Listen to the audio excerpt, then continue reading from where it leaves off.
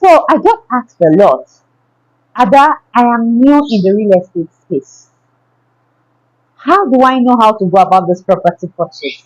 What and what should I do to ensure that I'm getting my real estate investment right? So in this video, I'm going to be highlighting 6 different steps that you should take for you to be a savvy first time real estate investor. Now, the first things first is research. Do you want to buy land? Do you want to buy a house?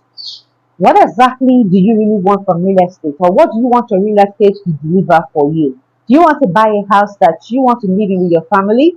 Or you want to buy a plot of land that you keep and then you sell later? All of these questions are going to be embedded in your research. Now, the next thing you need to do is budget. What plans do you have to pay for the property? Real estate is pricey.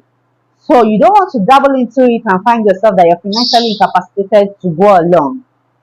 Now, the next thing you need to do is draft a budget.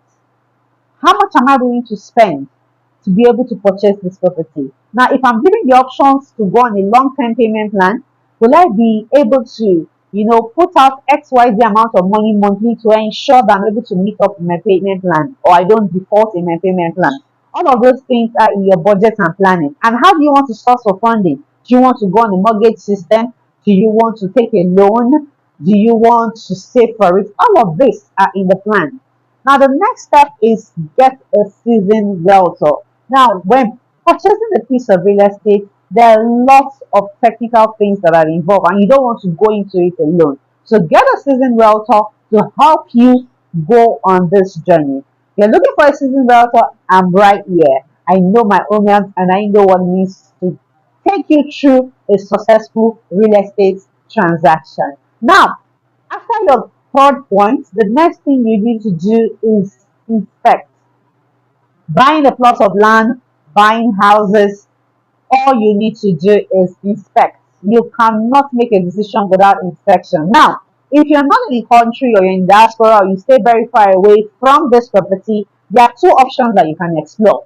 You can tell someone to go inspect for you, a person who has the knowledge of real estate and can make informed decisions. Then you can also explore technology. You can explore visual inspections. You can use the help of videos, WhatsApp video calls for you to be able to close on such property. Now, after you've done your inspection, the next thing you need to do is conduct due diligence. Now, due diligence is just as the name sounds, it's just to be sure that you are getting into the right property. And what does due diligence entail? First of all, citing the documents that the property owner claims that they have. So you want to buy a property and then they're telling you they have CFO and all of that. Citing, they might not be able to give you the documents for you to take away, but you can cite it, you can read it, you can look for any document that binds that property owner to the property.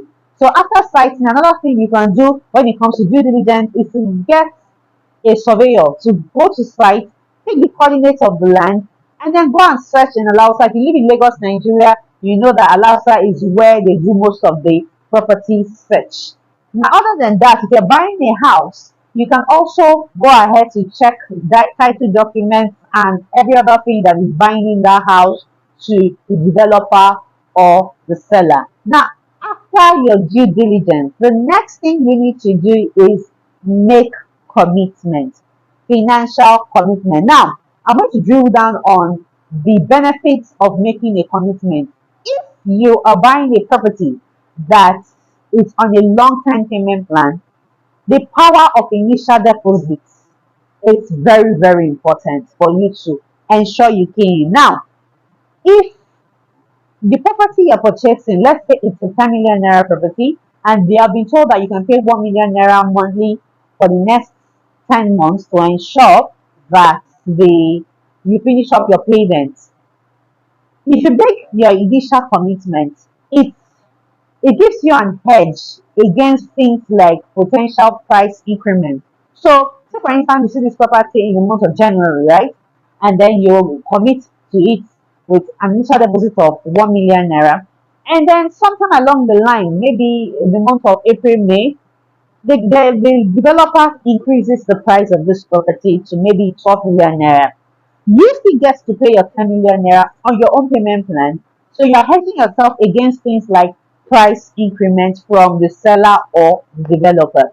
And while on it, you can also be earning returns on investment while you are holding on to your own payment plan. So that is the thing about initial financial commitment when it comes to real estate purchase.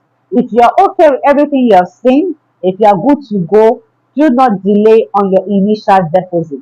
Lock your spot and ensure that you commit to the payment plan that you have been given. Now, I'm going to end this here. I remain Ada, your preferred realtor. Uh, I taking upon myself to give you educational videos on everything concerning buying real estate in Nigeria, and also to show you the right properties that you can put your money into so you don't get badly bitten. Don't forget to hit the like button, subscribe to our YouTube channel, share this video with everyone that you think it will be of benefit to. I remain Ada, your preferred realtor. I'll see you on the next video.